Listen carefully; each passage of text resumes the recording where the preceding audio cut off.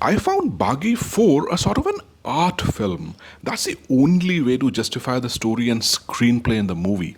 I'd say if you have a free mind this weekend, you can go and watch it in the theaters. Otherwise, watch it safely from the comfort of your home on TV or smartphone on the OTT. All in all, worth watching once. Now, I call it an art film because the movie continuously operates on a different plane of existence where you constantly feel detached from the reality because of the presumable hallucinations which the hero Tiger Shroff experiences throughout in the first half. And in the second half, when the connection with the reality is made, you still feel that the story is operating at such an artistic plane of existence that you feel that now you are hallucinating as a viewer.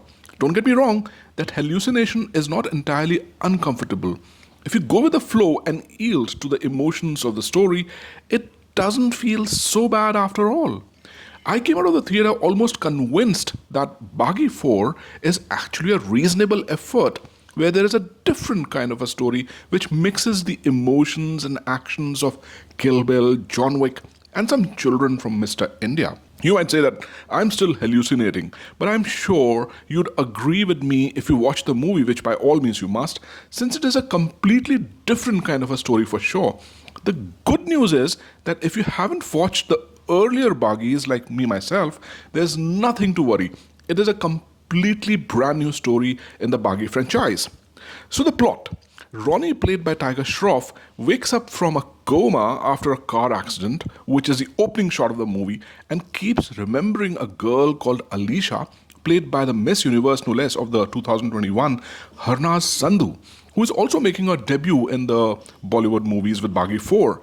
Ronnie is some kind of a naval officer, so that justifies his fighting action and a ripped body. The first half of the movie is spent in these flashbacks, which Ronnie is having about his love life with Alicia, who is presumably dead from the car accident due to which Ronnie has gone into a coma. The cute love scenes between Ronnie and Alicia is a splash of colors on the screen, which looks nice. Ronnie meets Olivia, played by Sonam Bajwa, and develops a sort of a platonic relationship with her while still in love with Alicia. And while the story proceeds in the first half, we constantly get a feeling that there is some mystery which will be unraveled in the movie later, and so you remain sort of curious and plow through the first half with all the drama, action, romance, and even a little bit of comedy thrown in. The police inspector, played by Upendra Limye, and Ronnie's brother, played by Shreyas Talpade, provides some serious comic relief in the otherwise mysterious first half. Sonam Bajwa looks and acts nice. It's really unfortunate that she has not got enough of a break in the Hindi movies, and perhaps she's getting a good break too late.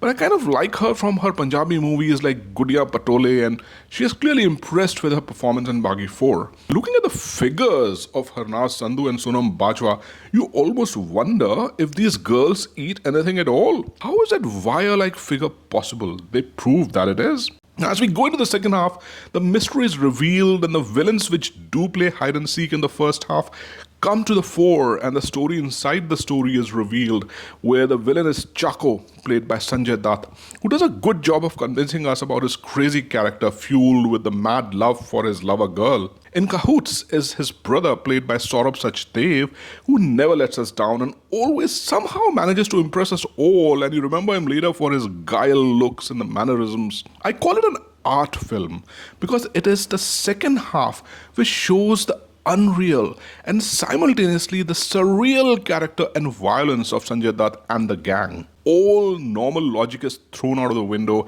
as everything is fair in love and war. Artistic violence rules with music playing in the background as bodies are slayed and machine guns explode in a wedding scene like Kill Bill.